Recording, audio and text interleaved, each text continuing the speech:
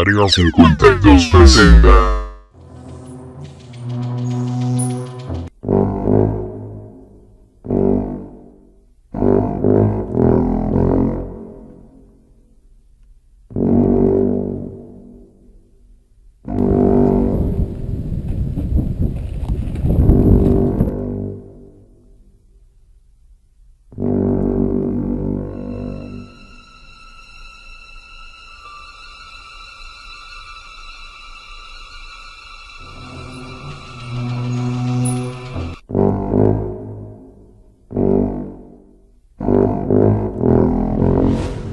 Atraviesan las dimensiones del tiempo y del espacio, con tecnología que escapa a nuestra comprensión.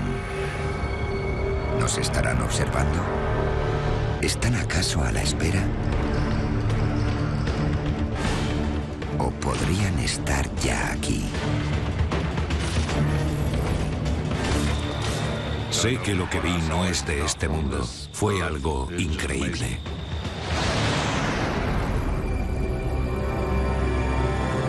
Alien Mysteries.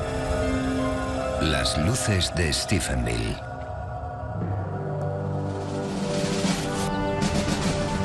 Situado en el corazón de Texas, Stephenville es un pequeño pueblo rodeado de enormes praderas, ganadería y grandes cielos.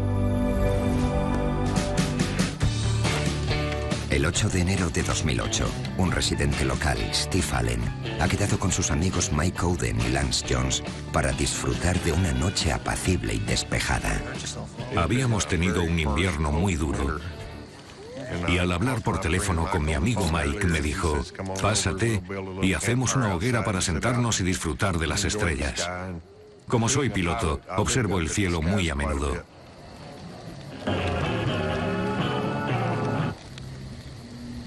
Eso es raro.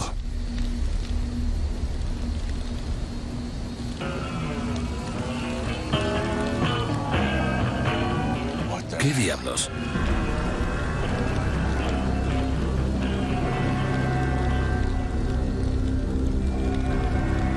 ¿Steve? Yo fui el primero en verlo. Mirad ahí. Miré hacia el este y vi unas luces viniendo hacia nosotros a toda velocidad. Eran muy brillantes e intensas. Parecían bengalas de magnesio, pero no se parecía a nada que conociera. ¿Qué diablos es eso?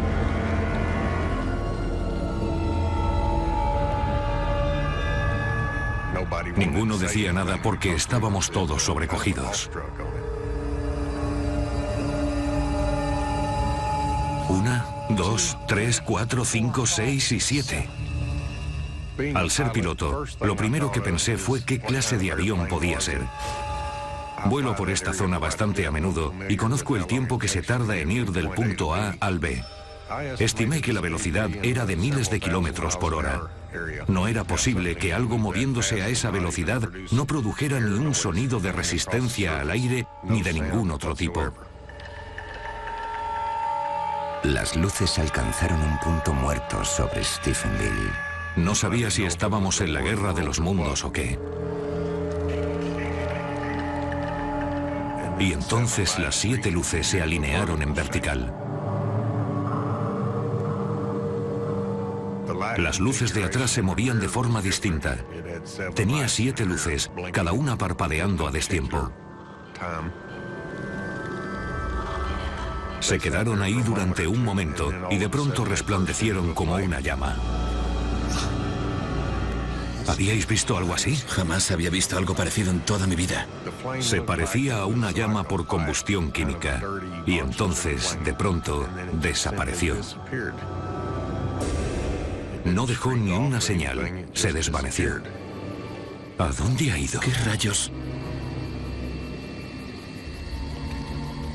Nunca había visto nada parecido. Lance Jones subió a su coche y se largó.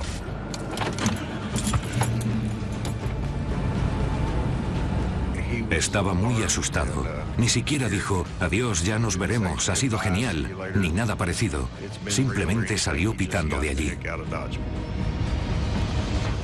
Mike y yo nos miramos y dijimos, ¿qué diablos ha pasado? No le encontraba ningún sentido. Teníamos que decírselo a alguien, así que nos fuimos a su casa para contarle a su mujer, Claudette, lo que acababa de ocurrir. ¿Claudette? Hola, chicos, llegáis temprano. Había unas luces, estábamos en la hoguera. Las vimos por encima de los árboles. Calmaos. La primera reacción de Claudette fue incredulidad y dijo, está bien, chicos, voy a llamar a Lance. Y le dijimos, adelante, llama a Lance. Él te dirá que es cierto. El por qué Lance tenía más credibilidad que nosotros aún no lo sé.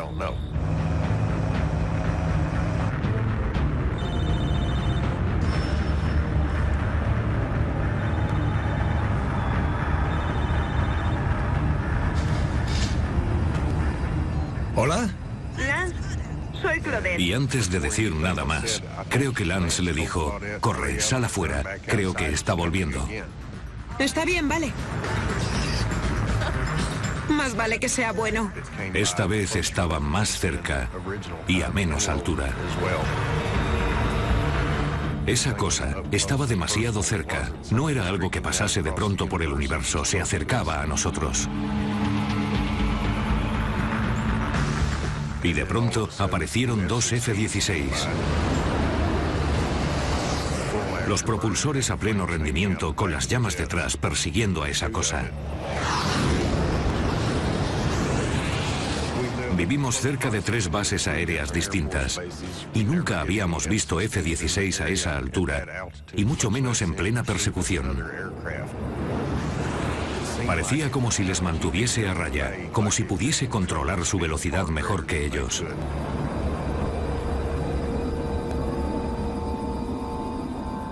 Lo vimos ir hacia el este hasta que desapareció de vista.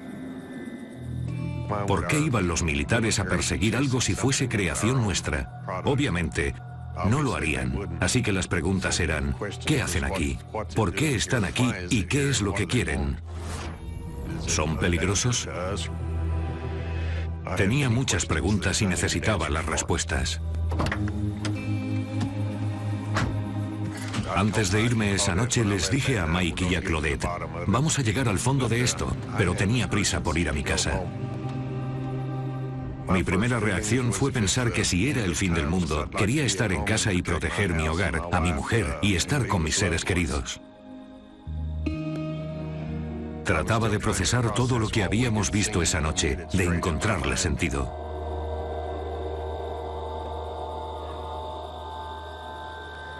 Cariño, ¿qué ocurre?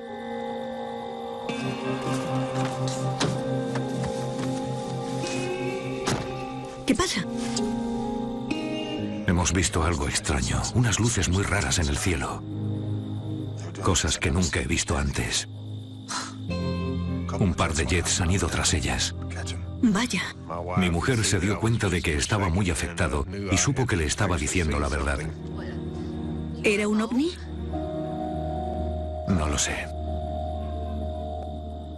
Me rogó que no le contase a nadie lo que había visto. Cariño, escucha. No puedes ir por ahí hablando de ovnis. Lo que hemos visto es real y voy a averiguar lo que era. Pero... No quería que hablase de ello porque pensaba que la gente creería que estábamos locos. Pero los hombres somos así. Tienes que contarlo y hacer lo contrario de lo que te dice tu mujer.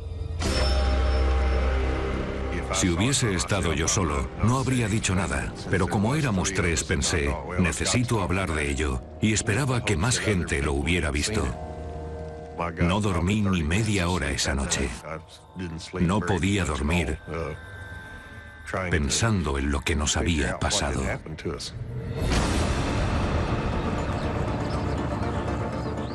A la mañana siguiente, llamé al aeropuerto de Stephenville, en Texas. Soy piloto y la gente del aeropuerto me conoce. Saben que puedo ser muchas cosas, pero no soy un mentiroso y no me invento historias. Así que se interesaron en lo que les conté. Llamaron a la torre de Fort Worth, que es donde está el radar, para ver si había algo fuera de lo normal por la zona. Intentaron conseguirme respuestas, pero no encontraron nada. Eso me resultó muy extraño. A continuación llamé al periódico para ver si alguien les había llamado o había visto algo. Cuando le conté a la periodista lo que vi, era la primera vez que ella escuchaba algo así. Creyó que mi historia era creíble y decidió publicarlo. La respuesta supera todas las expectativas de Steve. Mucha más gente había visto lo mismo. Pero a la mayoría de la gente no le gusta toda la atención mediática. No querían que mencionasen sus nombres. Hablé con muchos para que lo hicieran público, ya que yo lo estaba haciendo, y les pedí apoyo. Y uno de ellos se animó.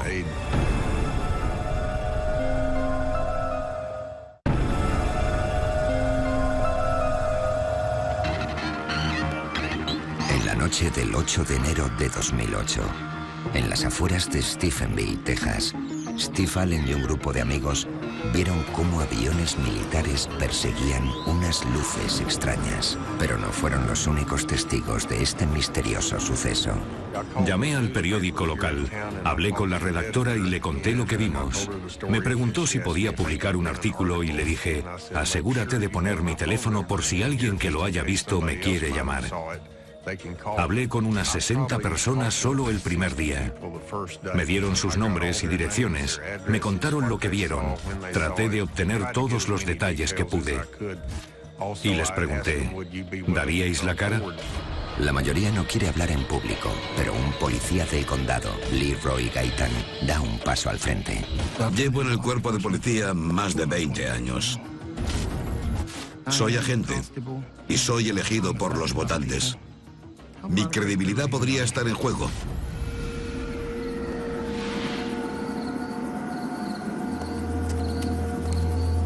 ¿Mamá lo ha pasado bien? Sí, se llevó una sorpresa.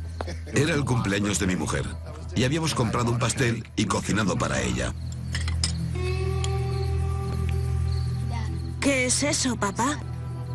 Mi hijo señaló hacia el cielo y dijo, papá, mira esas luces.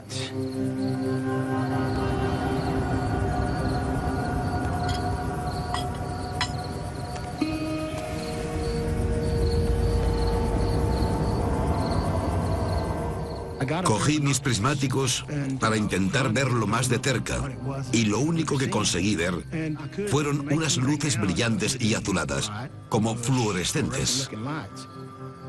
Durante ese rato yo trataba de observarlas de cerca y mi hijo, que tiene 10 años, no paraba de hacerme preguntas. Papá, ¿es un platillo volante? ¿Qué es? No.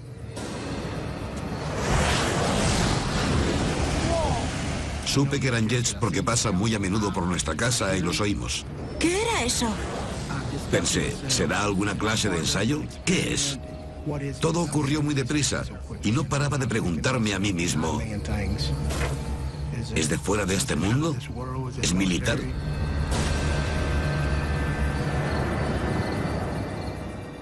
El periódico local investiga la historia y contacta con las fuerzas aéreas americanas. Informaron de que no tenían ningún avión en la zona y que no ocurría nada. Eso me alarmó, porque sé identificar un F-16 cuando lo veo. Enseguida negaron que hubiera aviones militares aquella noche, y yo sabía que por lo menos había 2, porque los había visto.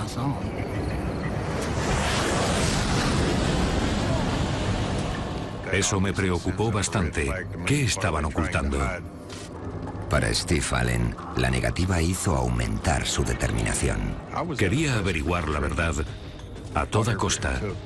Aunque significase quedar en ridículo ante los medios y ante la gente, queríamos llegar hasta el final.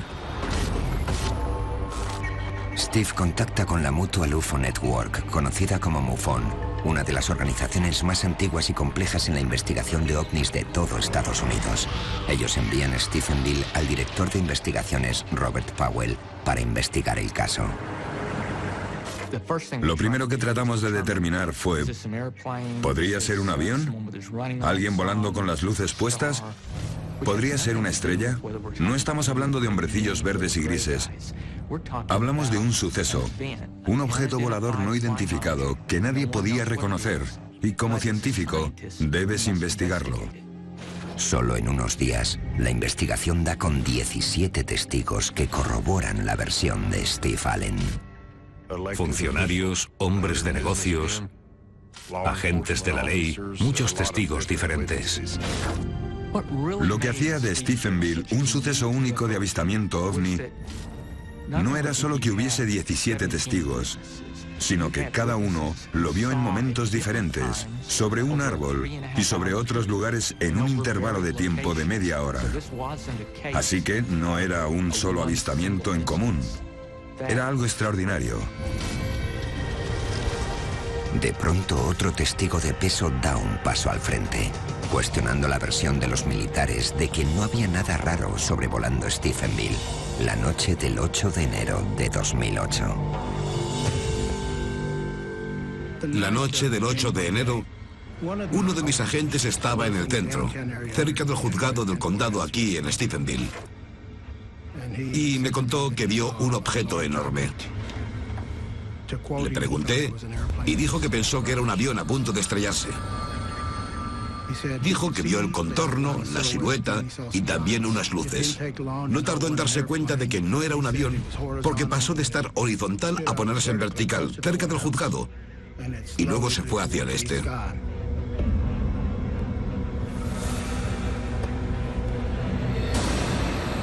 Apuntó su radar hacia esa dirección. No iba muy rápido, a unos 30 kilómetros por hora.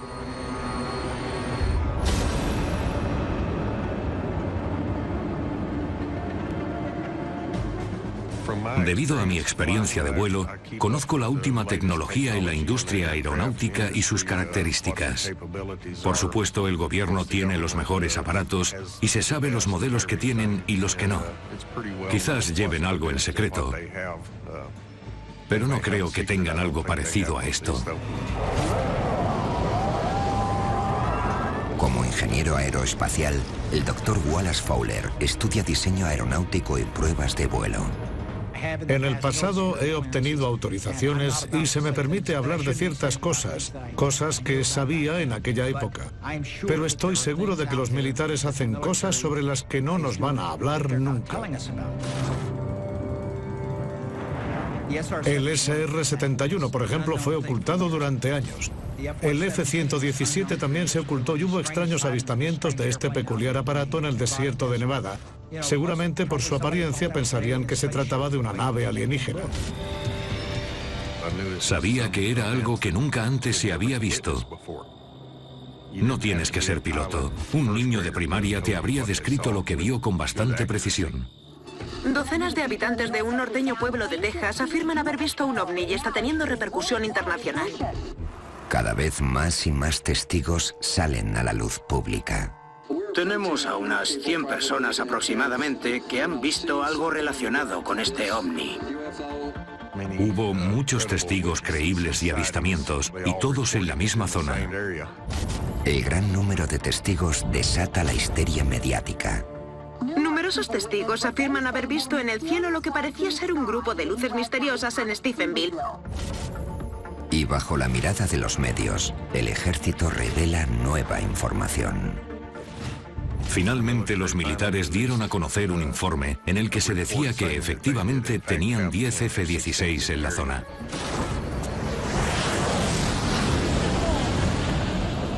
Eso me preocupó bastante. Sentí como una traición el que hubiesen esperado tanto tiempo en contarlo. Obviamente trataban de ocultar algo, estaban encubriéndolo.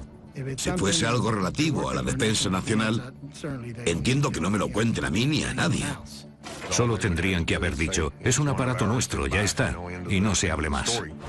Pero la respuesta del gobierno de los Estados Unidos para avistamientos ovni ha sido firme durante décadas. La periodista de investigación Leslie Kean ha pasado los últimos 10 años documentando avistamientos de ovnis por todo el mundo.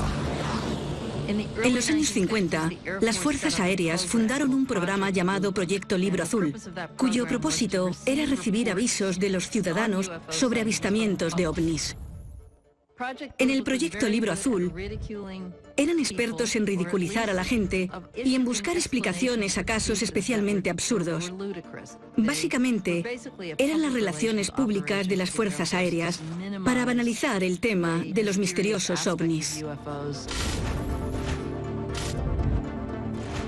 Los militares cerraron el proyecto Libro Azul en 1970. En el caso de Stephenville, las fuerzas aéreas declararon que los testigos fueron engañados por una ilusión óptica. Dijeron que había sido el reflejo de un avión de pasajeros a gran altura.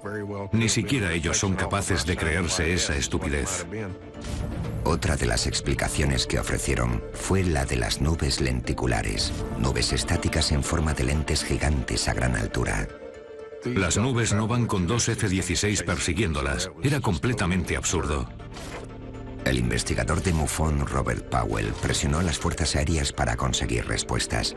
Sin negar ya la presencia de los F-16, ¿qué más sabían los militares?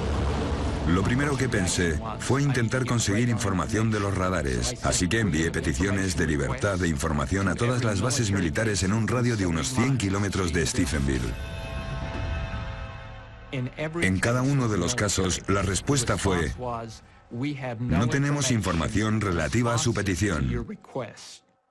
¿Qué significa eso? No es ni sí ni no. Enseguida pensé: me pregunto si podría obtener información de la FAA para verificar lo que han visto los testigos. La Administración Federal de Aviación facilitó informes completos de los radares de un aeropuerto cerca de Stephenville.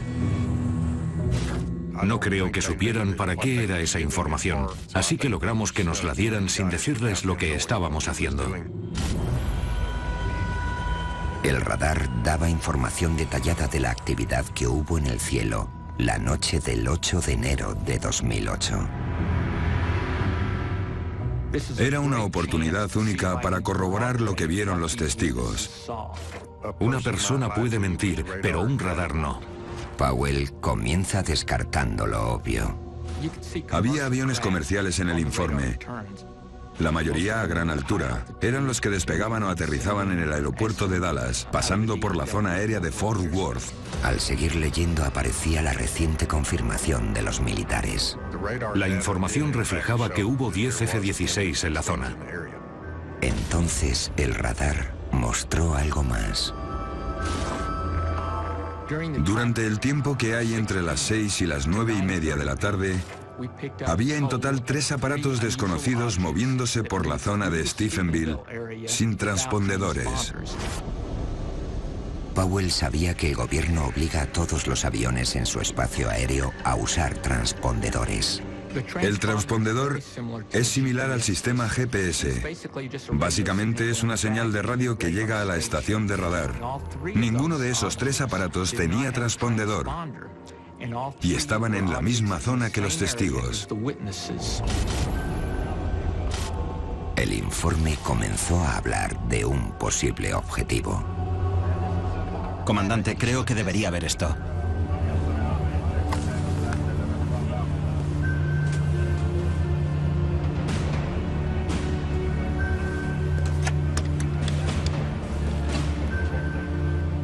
Tenemos un avión sin identificar acercándose a la zona de exclusión aérea P4 de Crawford, Texas.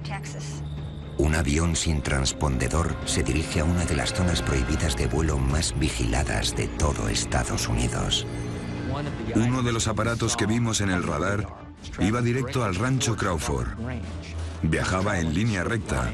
El radar lo localizó hasta en 140 puntos. El rancho Crawford es el equivalente en esta zona a la Casa Blanca. Y hogar del presidente de los Estados Unidos, George W. Bush.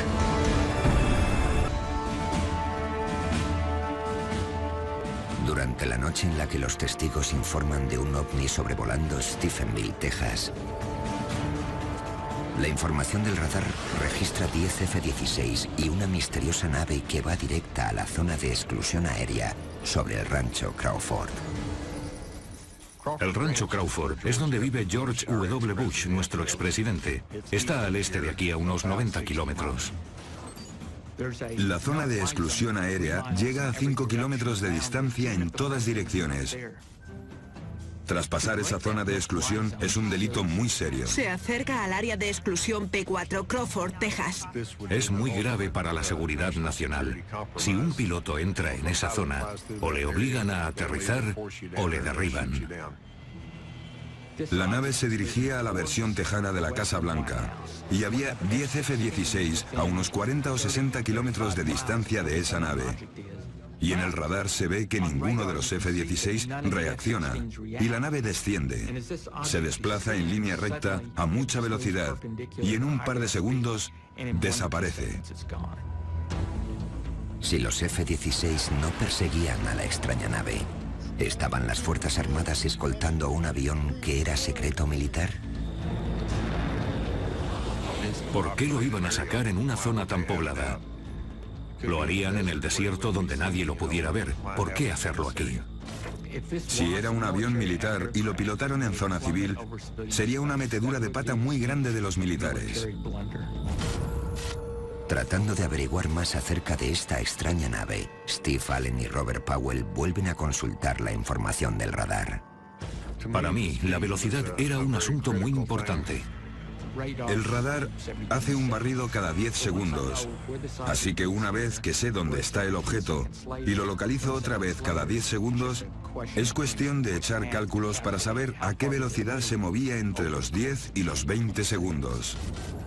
Concluí que el objeto aceleró hasta unos 3.000 kilómetros por hora y continuó así. Después, Powell investigó para averiguar el tamaño del aparato.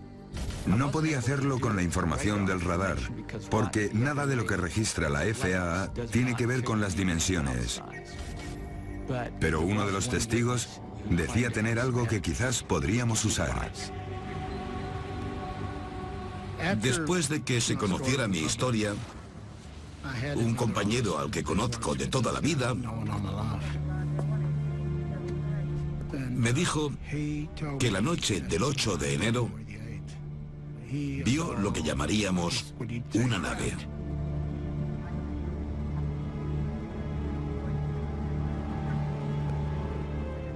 Dijo que flotaba cerca del suelo y que era muy larga y muy fina y que tenía en el centro como una burbuja. Dijo que era enorme.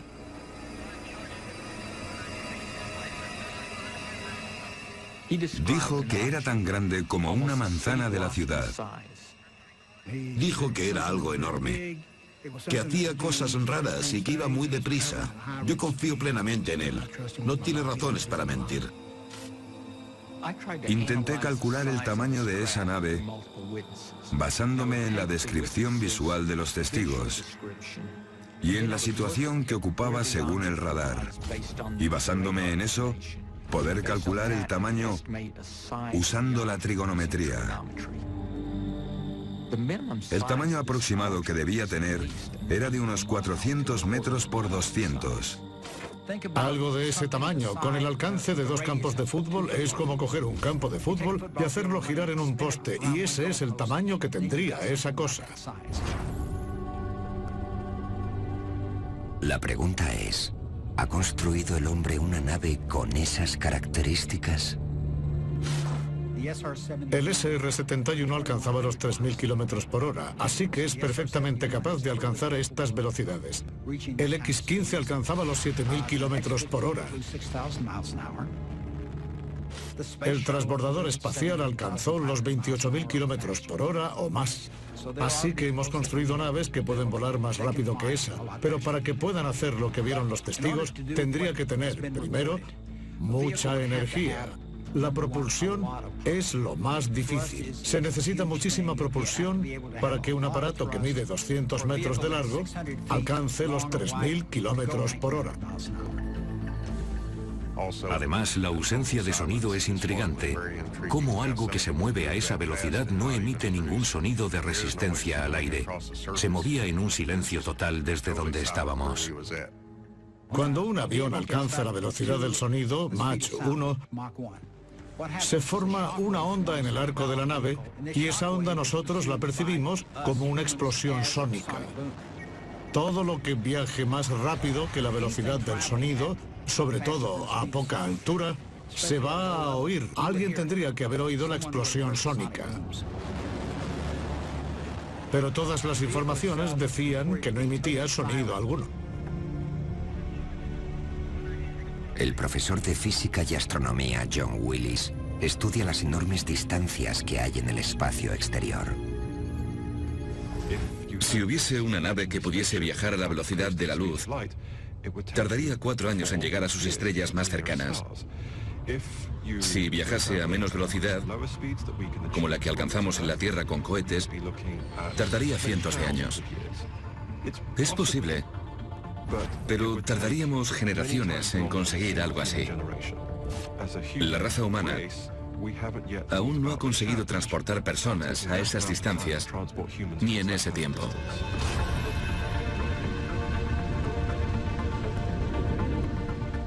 Podemos hacer estimaciones sobre cuántos planetas podrían albergar vida, pero saber cuándo vamos a poder establecer contacto con una civilización alienígena es algo sobre lo que no se quiere especular. Creo que fuera lo que fuera aquello, no era de este planeta, a juzgar por su forma de volar y la velocidad a la que viajaba en completo silencio. Lo desconocido es muy intrigante y te deja sin respuestas. Busqué en internet y encontré un artículo de 1890 o 1891 donde ya se hablaba de avistamientos.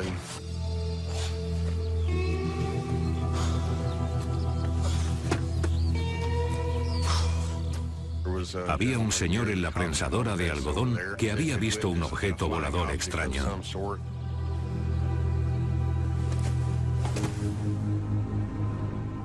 Era muy brillante, lo describió como una bala de algodón en llamas.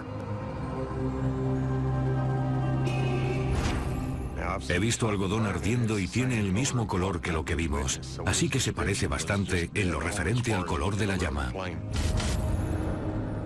Eso me dice que ha habido muchos avistamientos por la zona. Ese no fue el único. Sea lo que sea, parece que aparece y desaparece en esta zona. 2 semanas después del avistamiento, el agente Gaitan responde a un aviso en Stephenville. Era tarde. Serían las 3 de la mañana cuando escuché un aviso de alarma por radio. Una alarma había saltado en un negocio.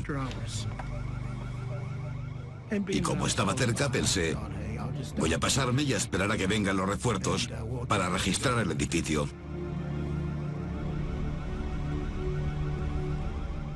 Algo llamó mi atención en el cielo. Los colores pasaban del rojo al azul y quizá al verde. Esta vez Gaitan intenta obtener pruebas irrefutables del ovni. Estas cámaras no sirven para captar el cielo, sino para coches y matrículas. Pude enfocarla hacia esa cosa y comencé a grabar. Podía verlo a través del monitor de mi coche. Y era una esfera enorme que parecía flotar. No como la típica estrella, mucho más grande. Se movía de este a oeste lentamente y no sabía lo que era. Parecía como si palpitara. Parecía como si estuviese hueca. Me quedé ahí grabándola durante 15 o 20 minutos.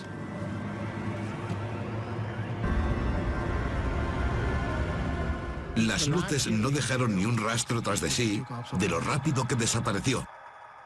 Me fui a casa para ver el vídeo y, para mi sorpresa, tenía muchas interferencias. Por algún motivo el vídeo no se veía con claridad. Aquello también atrajo los titulares de la zona. A pesar de la imagen borrosa, el último avistamiento dotó a la investigación de un nuevo objetivo. Estábamos progresando. Todo el mundo sabía lo que había visto. Para entonces cada uno teníamos una tarea designada. Robert analizaba los radares. Yo seguía recogiendo testimonios. Y había muchos. Así que estábamos atareados intentando averiguar qué había ocurrido. Pero los militares trataron de poner excusas. Hicieron una campaña de calumnias para cubrirlo todo, desacreditando lo que habíamos visto. Los ovnis son un fenómeno que el gobierno no puede explicar.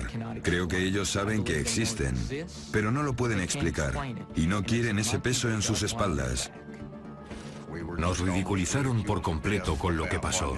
Nunca nos preguntaron qué vimos. Estaban ocupados inventando excusas. Una tapadera del gobierno sobre el tema de los ovnis es un tema muy complicado y arriesgado de tratar.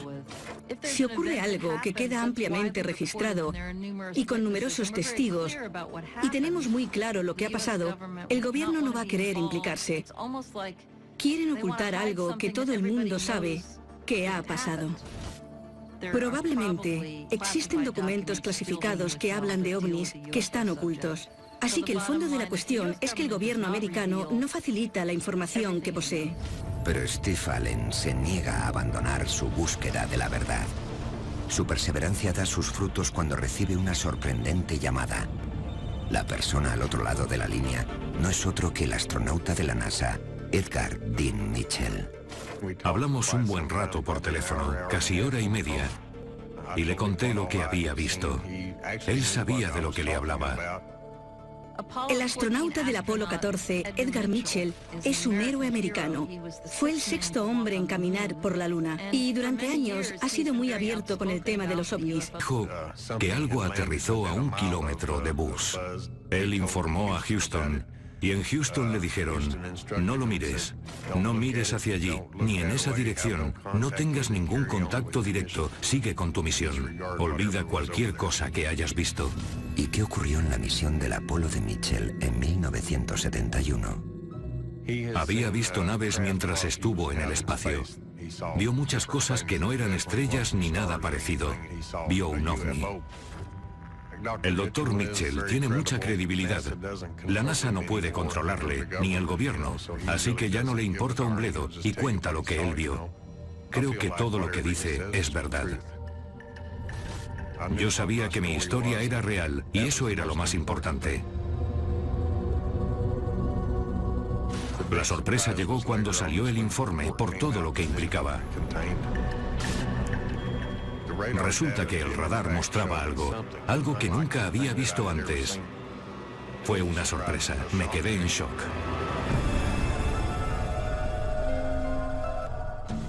Desde que Steve Allen informó por vez primera de haber visto un ovni sobre Stephenville, Texas, la noche del 8 de enero de 2008, más de 100 testigos salieron a la luz para corroborar su historia.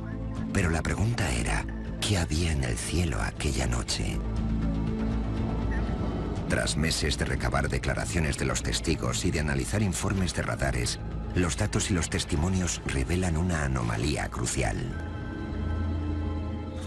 La velocidad era un tema muy importante, decisivo.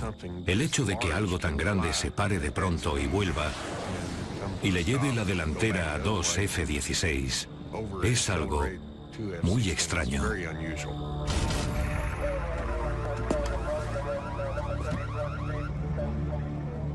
El objeto, fuese lo que fuese, pasó de estar parado a ir a 3.000 kilómetros por hora tan solo en 2 segundos. Algo que vaya a esa velocidad y se pare por completo como si nada, necesitaría mucha fuerza G. El concepto de fuerza G proviene de la ley de la gravedad de Newton, una ley que no se puede romper, al menos en la Tierra. La fuerza G es básicamente una medida de aceleración. Si estás en un avión que baja, pon que crea una fuerza de 2G. En ese punto la fuerza que te empuja desde abajo es de 2 veces tu peso. Si es 3G, es 3 veces tu peso. En los F-16, por ejemplo, pueden aguantar hasta 9G con facilidad. Normalmente, al llegar a 10G, se desmayan. La sangre ya no te llega a la cabeza y ya no puedes controlar el avión.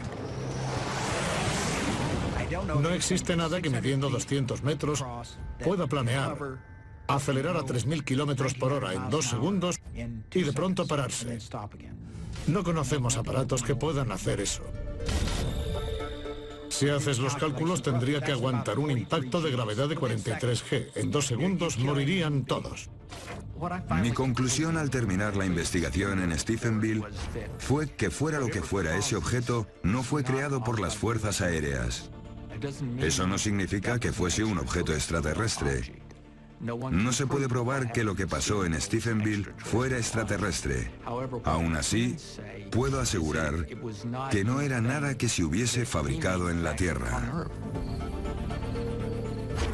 Cuando salió el informe me sentí satisfecho. Contaba exactamente lo que habíamos visto. Mira eso. La localización exacta, la misma hora, todo estaba ahí. Yo sabía que había visto algo extraño, pero había gente que no nos creía. Y me sentí respaldado al ver que había evidencias. Corroboramos la investigación con 3 controladores de tráfico aéreo de la FAA.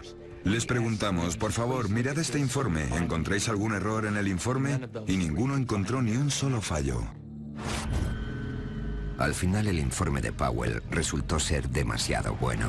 Siguiendo un consejo de las fuerzas aéreas, la FAA endureció la normativa para acceder a la información de los radares. Después del informe Stephenville, cuando volví a solicitar información de los radares a la FAA, amparándome en la ley por la libertad de la información, se negaron a dármela alegando que podría ser una amenaza para la seguridad del espacio aéreo que yo tuviera esa información. Puede que fuese una imprudencia enviarnos toda esa información, y seguramente lo fue, pero respaldó lo que vimos. No creo que vayan a cometer ese error 2 veces. Por su parte, los militares siguieron negando que hubiera algún objeto sobrevolando el espacio aéreo de Stephenville. Entonces, el 23 de octubre de 2008, más de 9 meses después del primer avistamiento ovni, una multitud de aficionados llenaba las gradas del campo de fútbol del instituto. Estaban celebrando un partido y de pronto el ovni o lo que fuera se detuvo por encima del estadio. Green 72. La nave se situó justo encima y todo el partido se detuvo. Primero pararon los jugadores y el árbitro siguió mirando el partido, hasta que vio que todos miraban hacia arriba. Todo el mundo lo vio desde las gradas y desde el campo. Cientos, tal vez miles de personas viendo lo mismo. Es algo real. No es ninguna alucinación. Para Steve Allen y Lee Roy Gaitan, la vida no volverá a ser igual. Desde aquel 8 de enero y los otros acontecimientos, mi vida ha cambiado. Mis creencias han cambiado. Ahora creo que puede haber vida fuera de este planeta. Y espero que antes de morir pueda llegar a saber la explicación de lo que vi. Sabía que iba a cambiar mi vida. Sabía que es algo que no todo el mundo tiene la suerte de ver. Y que yo soy muy afortunado por haberlo visto. Creo que hay vida en otros universos o galaxias o sistemas solares. Tienes que ser muy estrecho de miras para pensar que somos los únicos seres que existen. Y la búsqueda de la verdad de Steve Allen aún no ha terminado. Espero sinceramente volver a verlo de nuevo. Quiero saber lo que es. Ahora miro el cielo mucho más a menudo.